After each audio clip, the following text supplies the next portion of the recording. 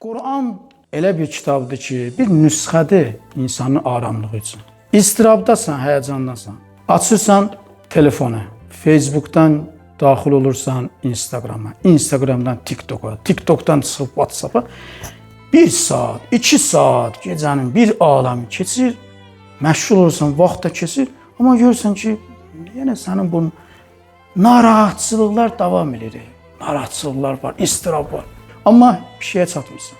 Quran bir nüsxədir, insan ona əməl etsə, necə həkimə getsən, bir dənə yazır orada nüsxədə, reseptdə yazır dərmanları, sən də gedirsən, müalicə üçün yaxşılarsan. Qurana da bizim müsəlmanlar, möminlər müraciət eləsə, o da bir resept verir. Reseptlərdən biri də budur ki, ələ bi zikrillah tatmainnul qulub. Baxırsan reseptdə, bəli, nə yazıb Allah.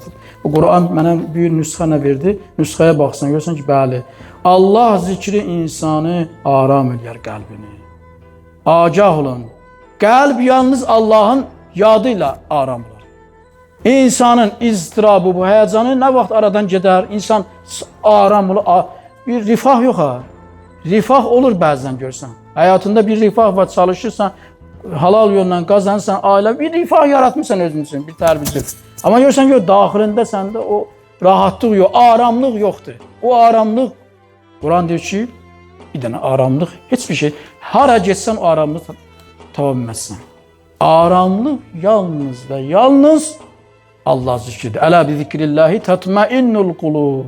Qəlblərin aramlığı Allah zikrindədir sizə.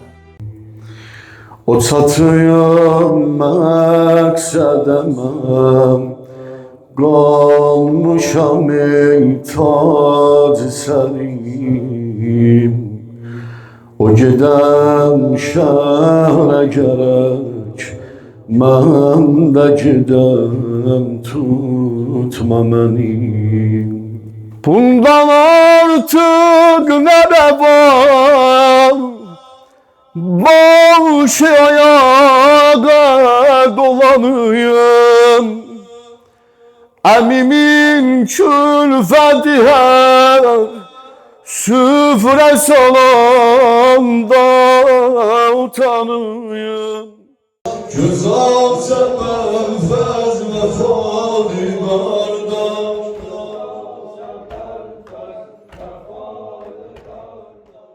Xilmədə qəddi kəmanə bənzər, başın sağ olsun Hüseyin.